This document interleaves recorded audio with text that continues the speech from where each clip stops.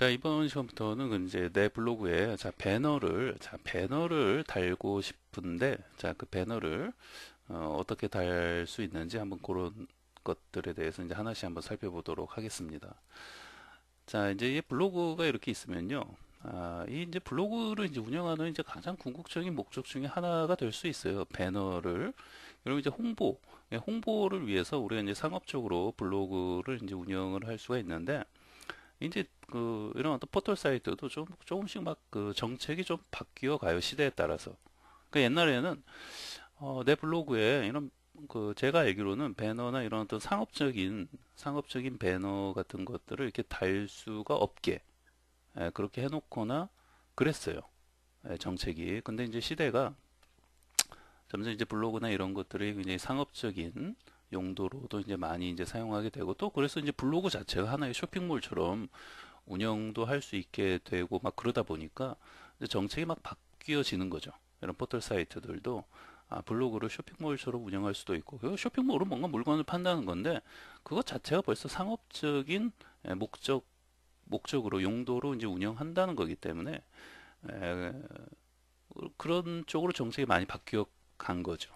네, 그래서 이제 블로그가 이런 내 블로그에 상업적인 배너를 이렇게 이제 달 수가 있게 되었습니다. 네, 그래서 내가 이제 운영하는 어떤 그 유료 물건을 판매하는 어떤 쇼핑몰이나 또는 내가 운영하는 어떤 웹사이트, 네, 그런 그 방문자들을 이런 어떤 배너를 달아놓고 그 배너를 클릭해서 그쪽으로 이렇게 이동할 수 있게끔 그런 것들이 가능해졌어요. 네, 내가 운영하는 쇼핑몰로 이 내 블로그를, 왜냐면 블로그에서 물건을 판매를 직접 안 하고 이제 따로 이제 쇼핑몰이 있는 거죠.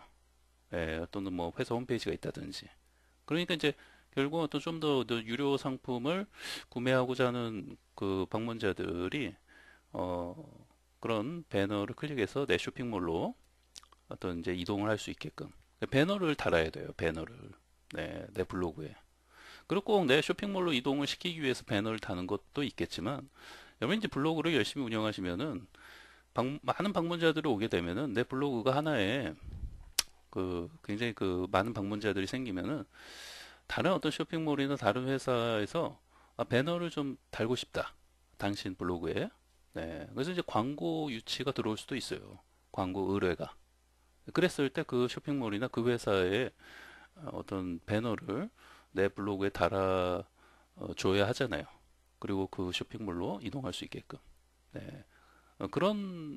그렇게 하기 위해서라도 내 블로그에 어떤 배너를 이렇게 다는 방법은 여러분이 알고 있으셔야 하는 거죠.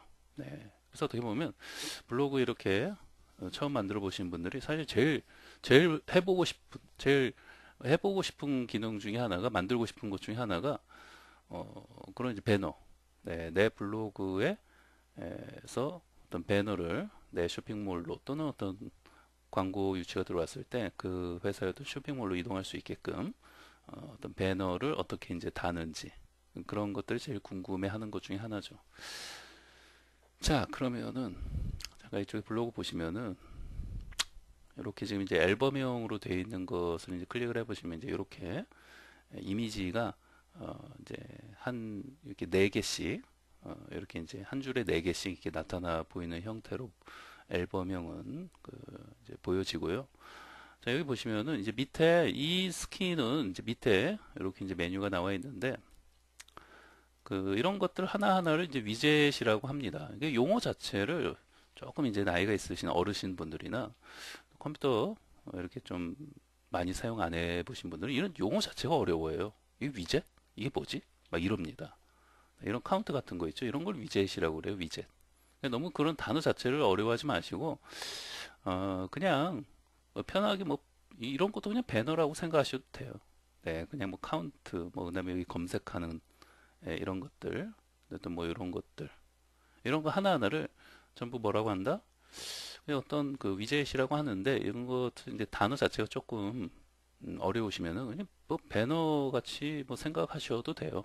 네, 그래서 이제 이런 것들을 이런 어떤 위젯들을 삭제할 그러니까 안 보이게 할 수가 있고 또 꼭 안 보이게 하고 싶은데 그럴 수 없는 것들이 있어요.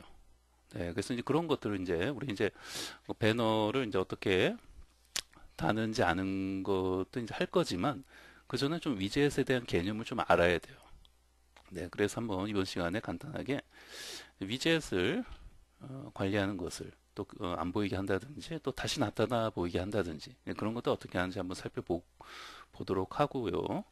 자, 그러면 이제 이쪽 그 메뉴에서 보시면 이제 관리 통계, 자, 이쪽으로 들어가신 다음에 자, 저런 이제 위젯을 보이게 하고 안 보이게 하고 이런 것들을 여기서 해요. 요 레이아웃, 위젯 설정. 어제 위젯이라고 나와 있잖아요. 네, 여기 한번 클릭을 해보시면은 이제 이 스킨 같은 경우는 이제 이런 형태로 되어 있는데 자, 이제 밑에 보시면은 이제 이런 부분에서 보시면은 X자로 되어 있는 거는 그 안 보이게 할 수가 있어요. 그러니까 이게 삭제하는 건 아니에요. 여기 보세요. 카운터. 그다음에 뭐 이웃 커넥트 아까 뭐 이웃들이 있었죠? 다시 한번 볼까요? 그래서 여기서 보시면은 카운트. 자, 여기 X를 이렇게 누르시면 없어졌죠. 이게 이제 삭제가 된 건 아니에요. 삭제가 된 건 아니고 안 보이게 한 거예요. 네, 그 블로그에서. 자, 이웃 커넥트도 안 보이게 하고 싶다.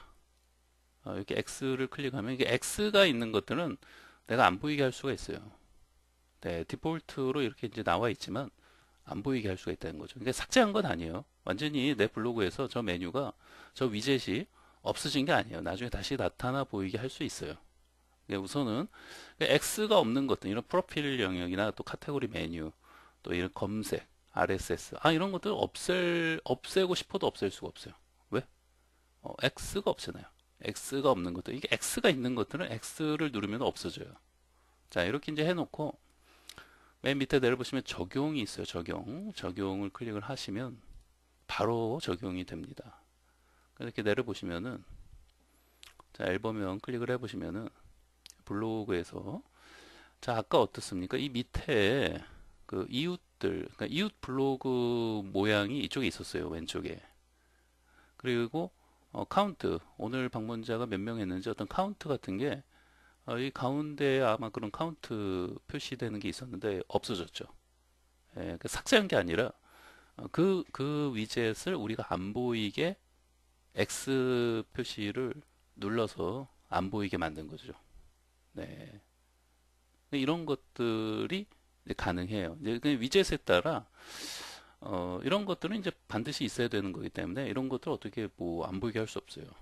네, 블로그에서 블로그 운영하면서 이 프로필 이제 프로필 영역이잖아요. 그러니까 프로필 관련된 위젯, 이 프로필 위젯이라든지 이런 카테고리 메뉴, 이런 카테고리 메뉴 위젯, 네, 이런 것들은 내가 안 보이게 하고 싶어도 그렇게 할 수 없어요.